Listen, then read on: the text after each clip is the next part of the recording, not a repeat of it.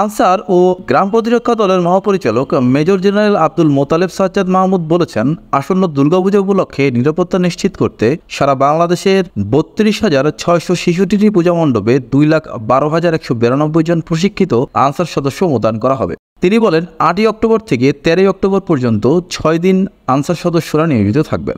দেশের বর্তমান পরিস্থিতি বিবেচনা করে নিরাপত্তা ও ঝুঁকির ভিত্তিতে দেশের পূজা মণ্ডপগুলিকে ৩টি ভাগে ভাগ করা হয়েছে, যেগুলো হলো অত্যন্ত গুরুত্বপূর্ণ পূজা মণ্ডপ, গুরুত্বপূর্ণ পূজা মণ্ডপ এবং সাধারণ পূজা মণ্ডপ। মহাপরিচালক আরও বলেন, অত্যন্ত গুরুত্বপূর্ণ মণ্ডপে ৮ জন আনসার ও বিটিপি সদস্য, গুরুত্বপূর্ণ মণ্ডপে ৬ জন এবং সাধারণ মণ্ডপে ৬ জন সদস্য মোতায়েন করা হবে। মোট ৫৩,১৪৮ জন আনসার ও বিটিপি সদস্য ১৫,০৩২টি পূজা মণ্ডপে কাজ করবেন, যেগুলোকে অত্যন্ত গুরুত্বপূর্ণ হিসেবে চিহ্নিত করা হয়েছে।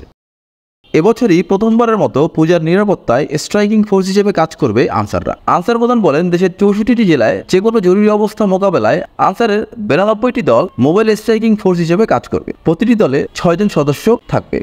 মেজর জেনারেল আব্দুল মোতালেব সাজ্জাদ মাহমুদ আরও বলেন, প্রতিটি পূজা মণ্ডপে সিসিটিভি ক্যামেরা বসানোর নির্দেশ দিয়েছে স্বরাষ্ট্র মন্ত্রণালয়। তবে মাঠ পর্যায়ে অনুসন্ধানে দেখা গেছে অনেক মণ্ডপে এখনও সেগুলো স্থাপন করা হয়নি।